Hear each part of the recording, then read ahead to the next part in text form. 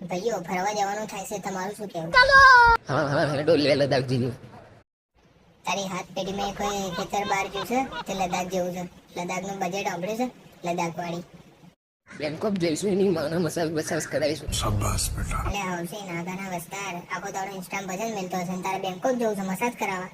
અરે આપણે ભાઈ મંદિરે દર્શન કરવા જવું છે. ભગતમાં માંગર ભગતમાં ફરવા ગયો તને એક એંગલથી આપણે ભક્તિ કરી એવા લાગીએ છીએ. આપણું લેવલ ને આપણું બેંક એકાઉન્ટ છેલ્લે એમ જ કહેશે કે તમે લોકોને આબુ જવું જોઈએ. એ બોલ્યો મારો ભાઈ બોલ્યો, આપણે તો જઈને ઠંડી બિયર પીશું. હું તો ફ્રૂટ બિયર પીશ. હો પછી બી લીટું આપણા ગ્રુપમાં ભેગી થઈશું. સનસેટમાં ફોટા પડાવીશું. ના સનસેટ ની તો તું વાત જ ના કરે. તું એટલો કાઢ્યો છે ને તારી પર ઉકળી ફ્લેશ લાઇટ મારશું ને તો તું નહીં દેખાય. એટલે આ સનસેટ વાળો પ્લાન તો કેન્સલ જ કરી દે.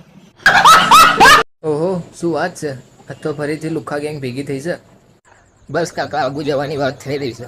અરે આબુ નહીં, આબુના પહેલા જે પપ્પા અંબાજી આવે ને ત્યાં ગાડી દર્શન કરીને અને પ્રસાદી લેવાની વાત થઈ રહી છે.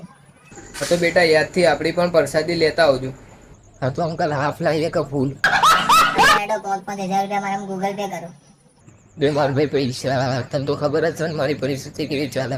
હાલ કિડની વેચવા દેવે તો ભંગાર વાળો એમ કે છે કે હાલ ભાવ નહીં ચાલ તો પછી આવજો. એટલે ભંગાર વેચવા નીકળ્યો તો કા કિડની? એટલે બંધા તું હોપારો અમે દાઢી વગરના અમે બોલાવતા નહીં તો ગ્રુપમાં એડ હતો એટલે તને બોલાવશો બંધા.